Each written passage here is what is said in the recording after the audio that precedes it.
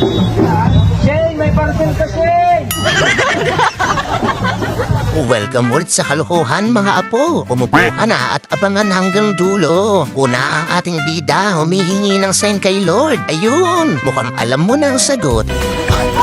At meron namang grupo, okay sana ang steps. Kaso si ate hindi kinaya ng bota. Tumbling ang eksena. Tapos biglang si Ineng nag-moment mag-isa. Pagharap niya may audience pala.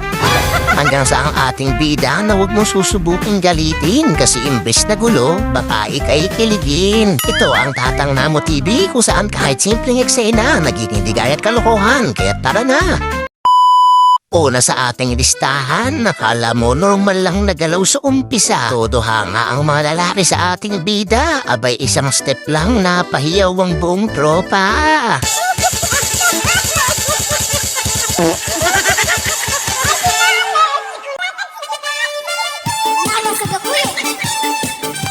Sunod sa ating listahan, may salamang kasagalaw, tahimik ang mundo saglit. Pagkatapos ng magic, may kalabog na sumingit. What?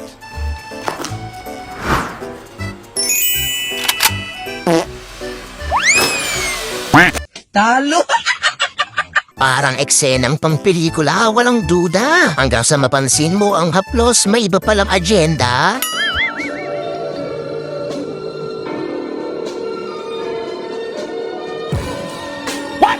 Hindi po. Masama ang aking Abay, huwag kayong puro nood lang, mag-like and subscribe. Mahirap palang bumati kapag timing ay di tama. Itong ating bida ay nako, humahataw bigla. Hisainin kuntong na ang uso. Sunod naman sa ating listahan, may isang ali, tahimik niya nagyo-yoga. Umalis lang yung ali saglit, si Kambing biglang nag-stretching. Nothing beats a Jet2 holiday. And right now, you can save £50 per person. That's £200 off for a family of 4. Ano ang sa inyo? Natamimi kayo. Ito namang ating bida, todo acting kunwari pa, inosente pa. Pero ayun, iba pala ang kursunada.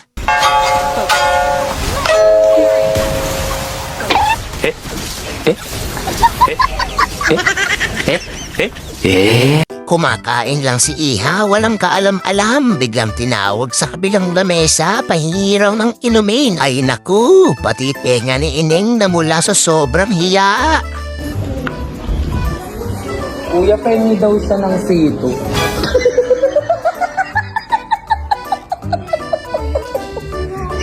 Gusto daw niya kuya ito. Pengi daw. Ito namang si Ineng, tututuno ng boses, piling solo ang eksena. Pero nung pagharap niya, abay may nanonood pala.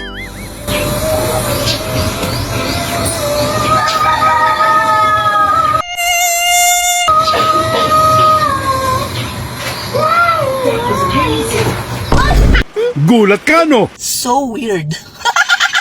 Sa susunod na eksena, nang hingi ng sign sa Lord ng ating bida. Pero ang bilis ng sagot, siguro naman alam mo na. Lord, bigyan ako ng sign na magkakajowa ko this year. Wala. Oh my God! Wag na wag mong kukulitin tong si Ineng, tahimik lang yan. Pero pag humilit ang ulo, abay bigla ka ng sasayawan. Intindihin ko na lang daw yung ugali nila. Hoy! Ugali ko nga, hindi ko maintindihan. Ugali nyo pa kaya?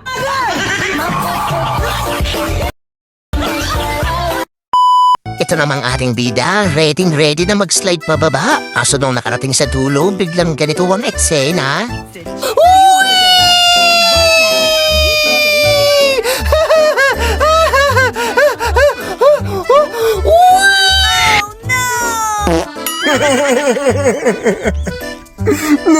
Ito namang susunod na eksena, ginaw na ginaw si kuya, parang ice candy na nilimot sa rep. Pero nang dumating si nurse, aba, biglang nag-init si Iho, parang kalan na si Dindihan ulit. Right now, here we go with the fourth verse.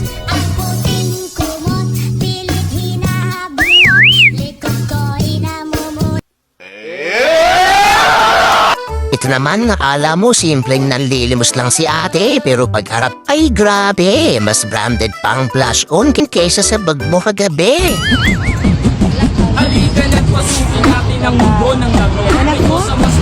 Ang ganda mo ate. Anong gamit mo? Porcelana. Porcelana? Sana wala ka porcelana. Sana Sunod sa ating listahan ng ating bida, feeling pa-viral sa kakaibang bisikleta. Pero pag-ikot, ayun, siya rin unang nagkanat sa kalsada.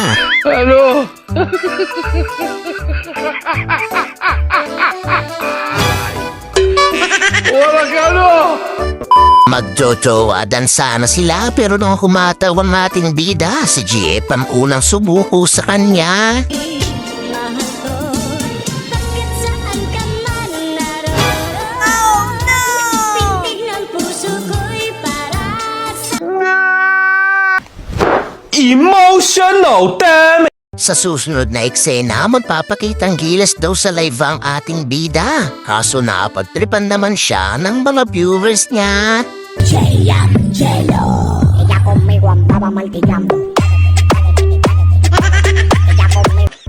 Busy si Iho, punas dito, punas doon. Hanggang sa may dumaan, nakala naka-jackpot na, huling-huli tuloy sa kamera.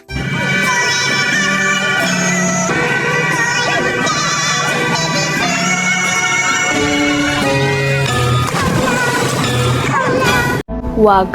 Wag.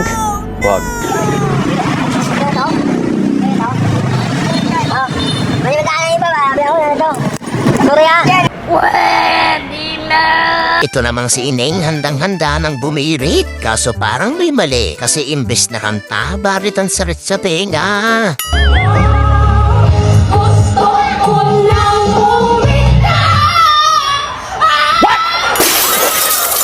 Siyempre, papatalo ba yan ang pambato ng klase? Abay, feel na feel lang pagkanta, may action pa.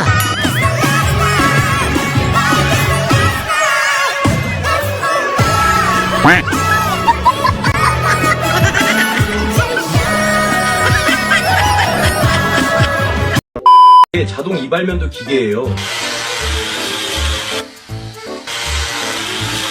깔끔한데요? 대대죠? 구매링크는 www. Talo! O paano ba yan? Hanggang dito na lang muna mga apo. Huwag niyong kalimutan mag-like and subscribe. Tandaan nyo, sa buhay bawal ang seryoso. Dapat laging may kabalbalan.